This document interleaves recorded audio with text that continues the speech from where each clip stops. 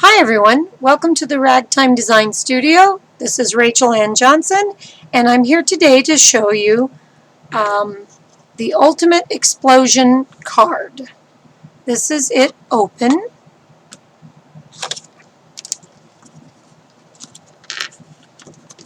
Here it is closed. And let's watch the big reveal. Ta-da! If I turn it around while it's open, that's the fold that you're seeing.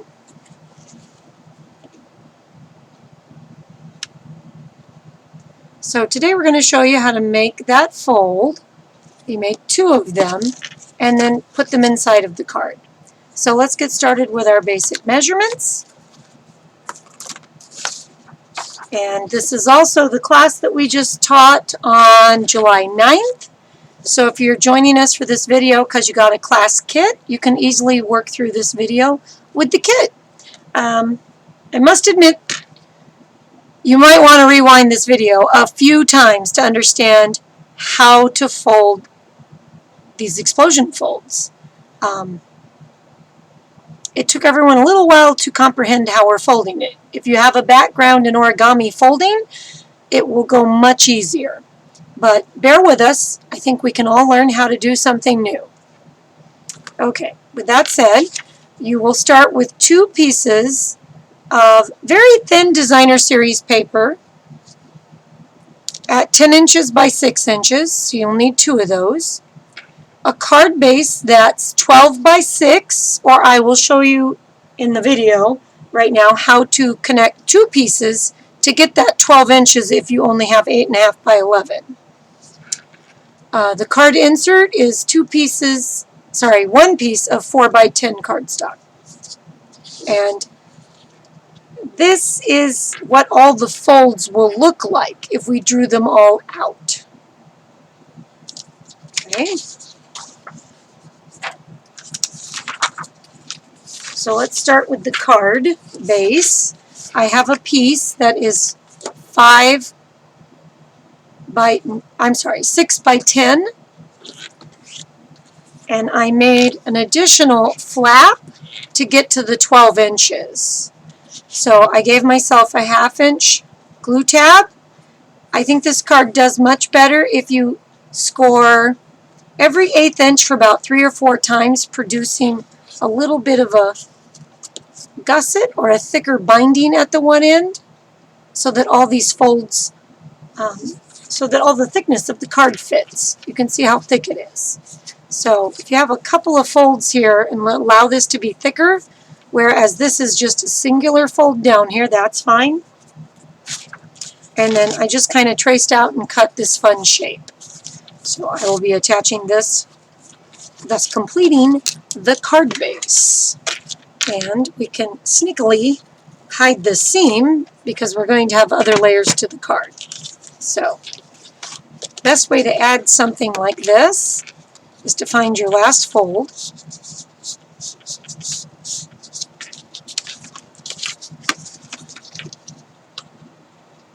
And line it up.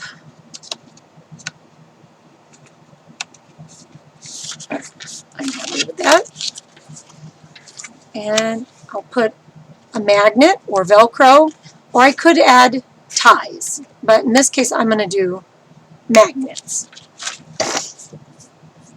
The next piece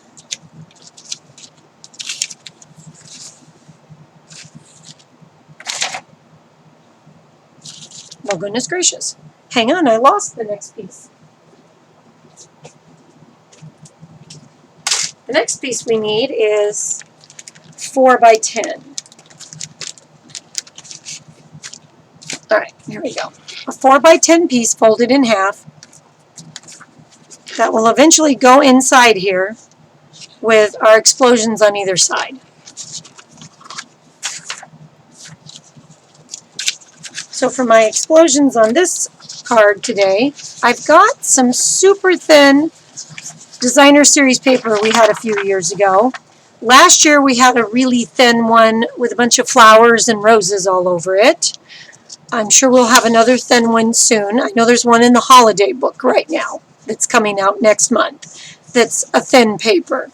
You'll know it's a pack of really thin paper from Stampin' Up! When there are more than 12 sheets of paper in the pack. Alright, so I was challenged by my customers this week in class to work with these stripes. So I've cut them and lined them up so that they'll go opposite. Some of them used newspaper print, and as we folded, we realized the print was upside down on one side and right side up on the other. And it's because they folded each half exactly the same. So if you want to get a left and a right to anything, you have to do things opposite. So I will attempt to make these go in opposite directions. First way I'm going to do that is by folding these in half. And the print that I want inside the card will be inside my fold. So in this case, the stripes. And yes, I had to take 2 whole sheets of paper and cut them up. You can see the numbers are going in different directions, but I really wanted the stripes to make more of a point, a chevron, if you will. So I'm going to the extra trouble. All right. So the first fold that we want to do is to take the folded side. So that's my open side. This is the folded side. It doesn't matter if you take this fold or you take this corner and fold it. Doesn't really matter. But in this case, I do want a left and a right. So I'm going to fold this one all the way to the edge, finding the square in the rectangle. I hope that makes sense. I didn't go all the way to this corner because then I wouldn't have a square fold with a true 45 diagonal fold. And then on this side, I'm going to go this way. So then I'm sure that I'm going in opposite directions.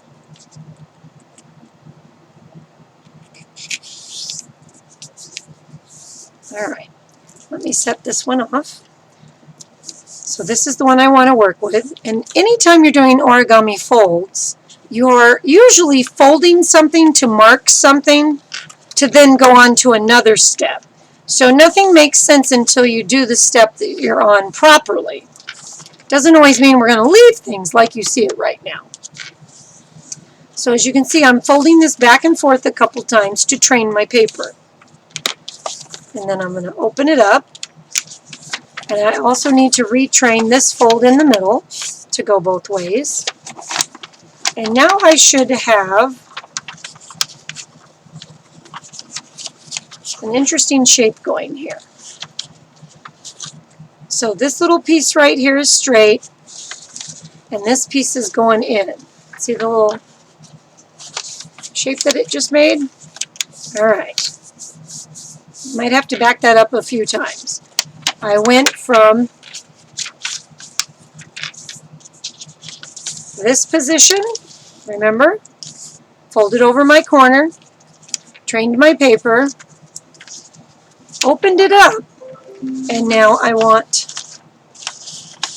these lines to give way and let the center of this pop in. All right, so let's call this, for the moment, the top.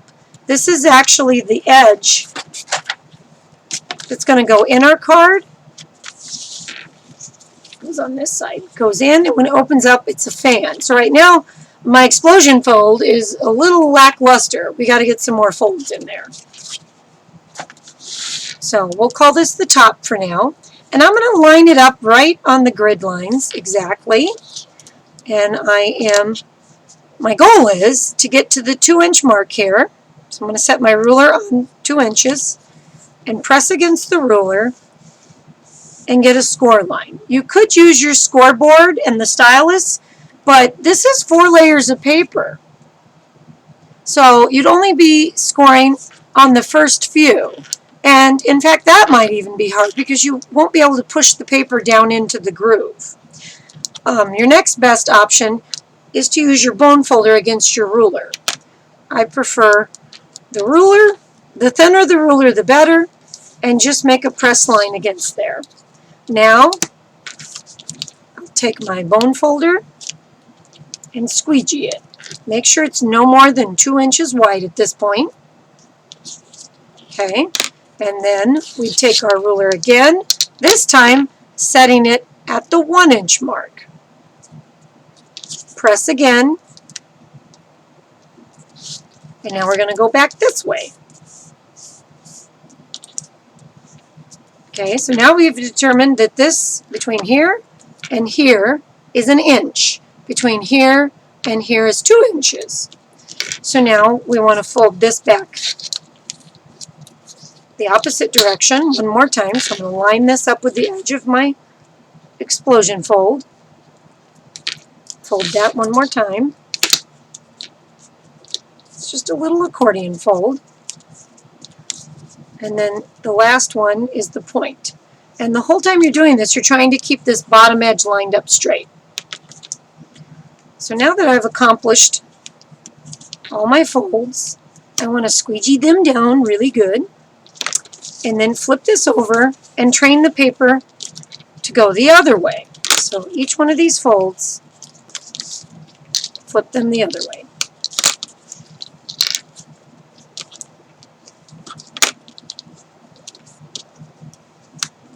Alright, so now I've got it all trained. Here comes the trickier part. I've got to get all of this folding to resemble this. So, as you can see, maybe, hopefully, this is a valley, this little 1 inch pinch. The original fold up the middle is a mountain. So after a mountain comes a valley. After a valley comes a mountain. So I'm going to focus on the mountain fold. And the rest should pop into a valley. So now I have that first fold. We have found that once you figure anything out on this thing, it's always good to fold it up and go, okay, it's folding up. So I have part of my explosion happening. So now I can fold this one in, pinch it again. Okay, so I still have that little tiny corner right there. All right, so that's one side. You guys got a good bird's eye view of this. See how that all popped in there?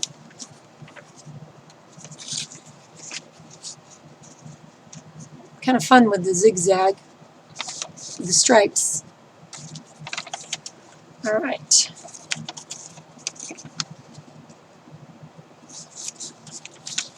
So I'm looking at this. Did you see what I do? I got a little flipped around. The numbers are supposed to be on the outside. So it's fairly easy to fix. You're just going to turn it over, and you want the valley on the side that you want the inside in half. So it's in half. So I'm making that the valley. Pop that. Make that the center fold a mountain. That little last inch of valley. Sorry. We'll do this again together from the beginning, but I'm finding my mountain fold, finding my valley folds.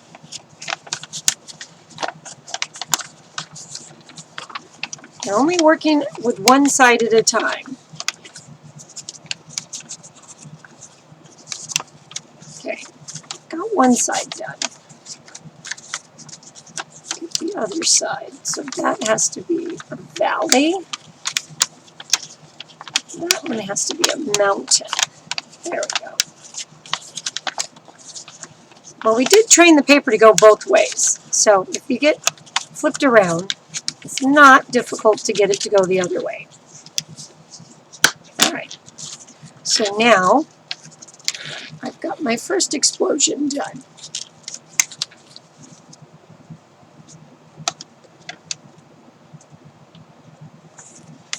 Okay, let's walk through that one more time.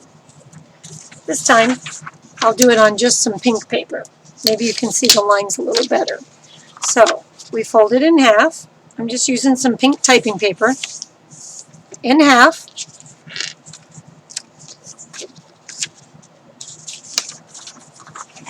Fold that back the other way, just to help train that center fold. Fold it a couple times.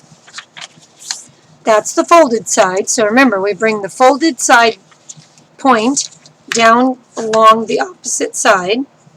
Make sure that point is going right through the diagonal of our square. Okay? So if I drew a line right here,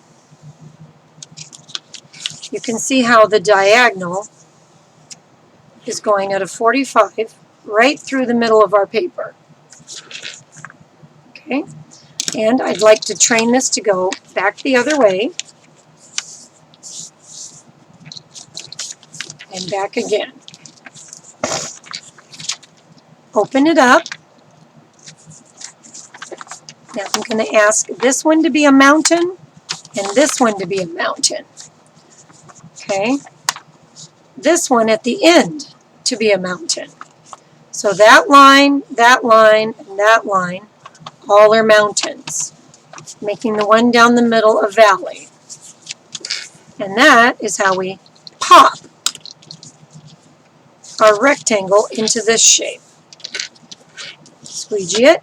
Now we're to the point where we score it first at 2 inches and then every inch after. So there is one other way to look at this. I score this at the 2-inch mark and or fold it against my ruler. Then an inch later, and there's this little hidden secret we figured out. If you take your point and line it up across the bottom to the other side, so I'm basically folding this triangle in half. Look at that.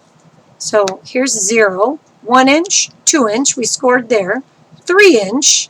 See how that, it's a happy accident that the next inch over happens by folding this in half, which does help to keep everything square. Okay, so then our next fold is another inch later.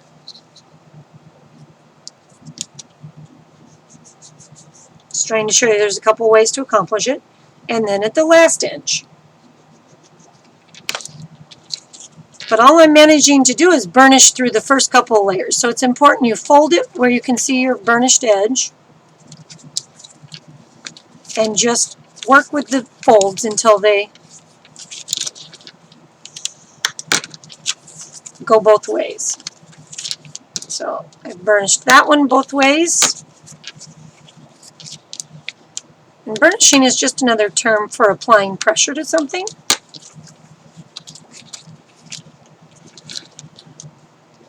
Get that fold going both ways.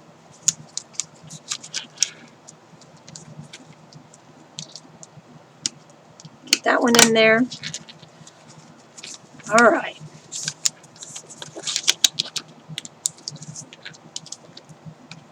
So there you go. You can see that's another way to get all of those folds in there. Now I'm going to open it up, and you can see they're all in there, right? Let me go to a brighter pencil. All right. So this line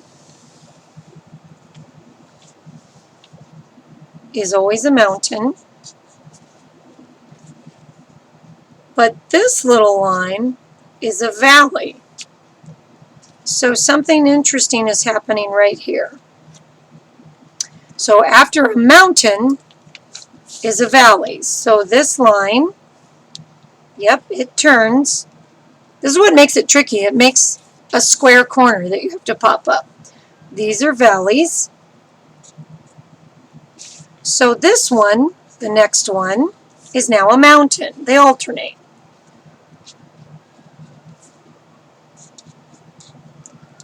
And then this one's a valley. And this last one is a mountain again. So here's my secret for making this work easier. I'm not going to focus on this one or this one. I'm going to go straight to this mountain fold right here and make it do its thing. See how those come together? Then my valley wants to just pop into place. And then I focus on making that one a mountain and that one a valley. And there. It wants to close up. So we're halfway there. We just have 2 more folds. Valley. Each time just kind of pinch it. Train it to go the way you want. And there's our last little mountain fold. So now I'm halfway done. Again, do the same thing over here. Skip this valley, go straight to the first mountain. Make a mountain, and that'll make you 2 valleys. See, there's my valley, there's my mountain, and just walk them all closed. And there we go. Pretty cool explosion, isn't it? So once you've made your explosion fold, kind of like making snowflakes, however you cut this top edge, that's the shape you'll have of this. You really don't want to shave off the corner and make it rounded because you would lose this last little point here.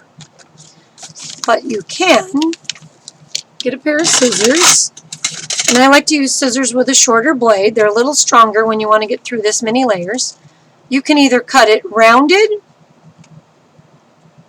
Oh, and when you're cutting it, you're focusing on just the folds, not this extra glue tab. So for the moment, I'm going to tuck away that glue tab and only focus on the folds. So if I cut it rounded,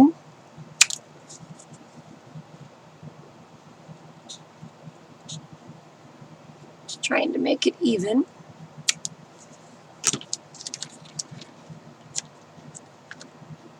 Pretty close. Then when I open it, we can just keep the glue tab area straight. I get scallops. Isn't that pretty? All right. So for my steampunk one, I'm going to do a zigzag, kind of like an exaggerated pinking shears. Let me think about this a second.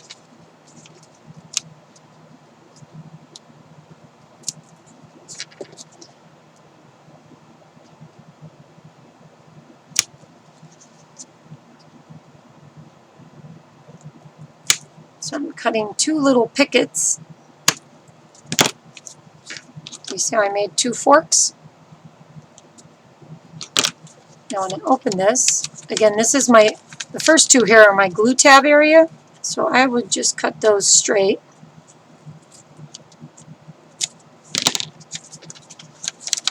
But check that out. We've got zigzags.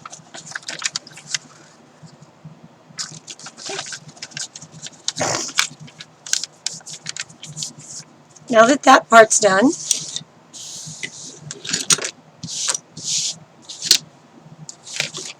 now I will tape this in my card like it's a little book. So let me grab, and I'm going to use our Stampin' Up's new, it's Stampin' Seal Plus. The plus means it's a little stronger, and they come out in little strips. So it detaches easily. As you're finished, it breaks free easier.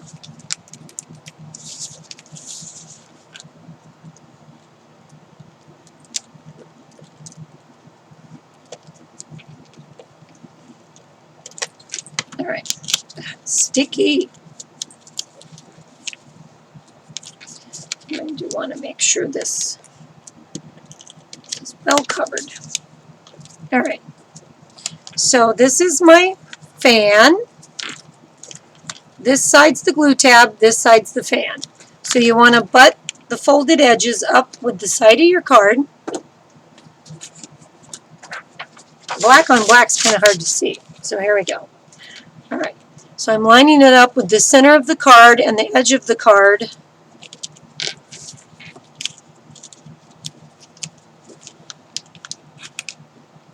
Shoot, that didn't quite go where I wanted. Try that again.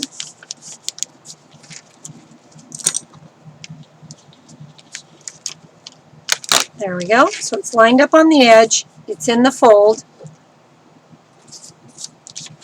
We make the other side quickly one more time in front of you guys, and then we're going to throw this card together. So the hardest part of this is making the explosion. But I promise, if you sit there with some scrap paper and make it 5 or 6 times, it will get easier.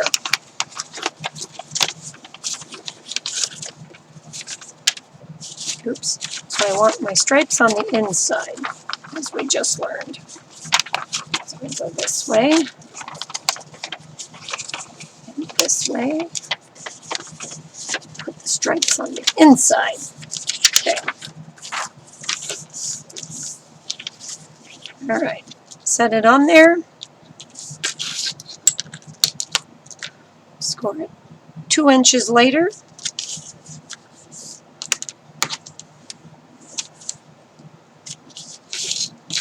Remember, in half is the next inch over.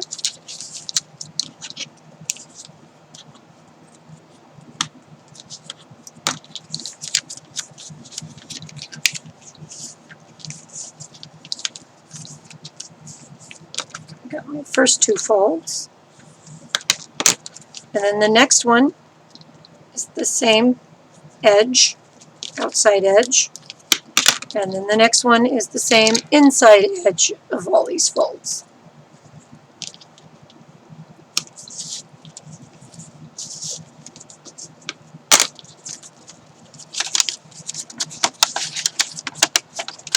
And you just want to open it, head for that mountain. Make everything else be a valley. I promise it gets easier. The more times you successfully get it folded. So that side's done.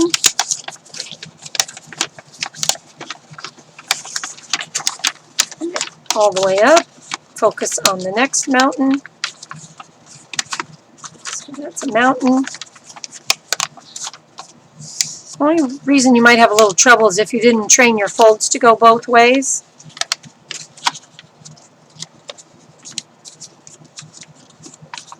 Then you're sitting here trying to encourage them to crease the way you want. So there we go. So that was pretty quick that last time. So now I want to put tape. It worked. Watch this. I had to peek. So these stripes are going up to the right, and these are going up to the left. So they're going in opposite directions. Yay! Awesome. All right, so I'm going to stick tape on this one. It's easier to stick them both on and then put tape on the top and close them like a book.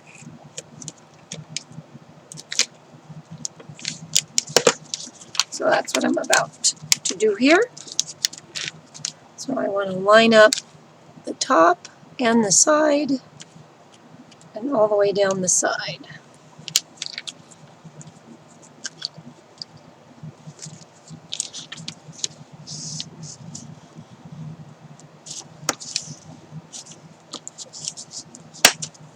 Okay. Put tape on the top.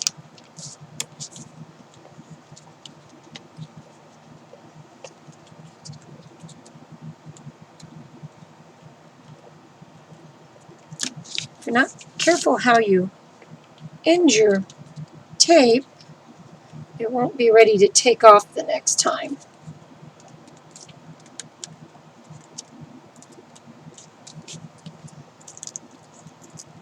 So with all of Stampin' Up's tape, they do better if you twist them off instead of pulling them, because that tape always wants to bounce up inside of the device.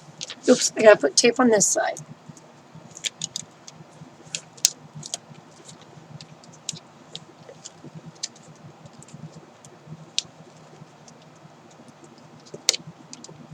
I do like the way they have a spot to hold it.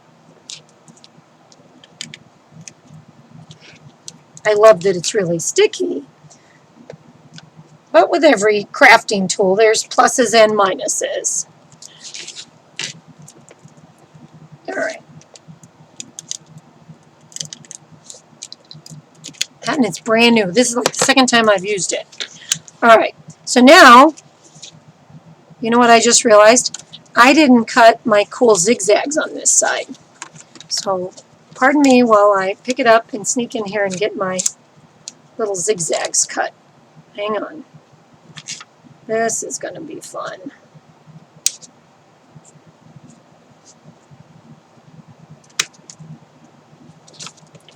Hang on. That's a little tricky. I can get it. I want to have to untape it. So I'm attempting to get in here and cut it.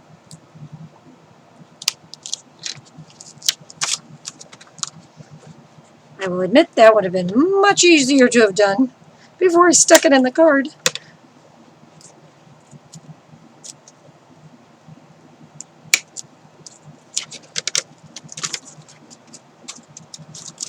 All right.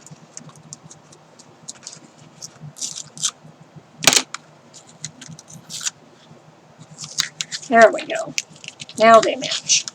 All right. Just glad I got that before I closed the book on this. And then you want to make sure you get that stuck down really well. And look at that. Ta-da! And then the last step is to put your liner in. Stamp on it. Splatter some ink on it. If you want to do a pop-up, the best way to do a pop-up, let me grab a piece of paper. Okay. The best way to do a pop-up is to make a little box.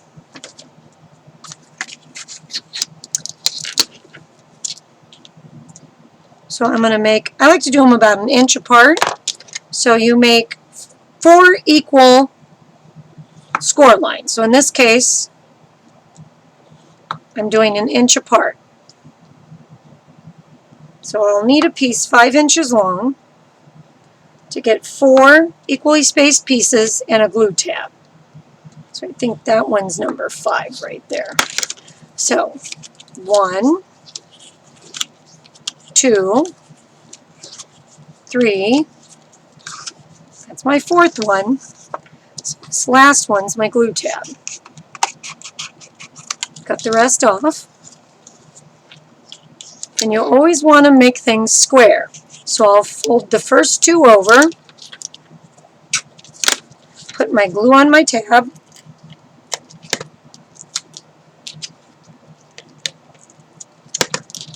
and fold over the glue tab. And then I want to flatten it the other way and make sure it feels very square. So I truly have a square tube.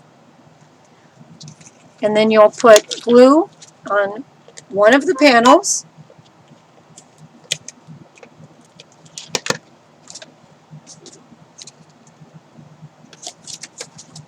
I'll just put it in this section, it'll be easier.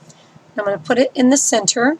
And you don't want this set of tubes any larger than your pop-up. In this case, I used a typewriter, so it's not bigger than my typewriter. So put it in the seam. Now it's stuck to the bottom. Now I need to stick it to the top. So when I pull this, it opens. So then we'll put tape on the top of the pop-up.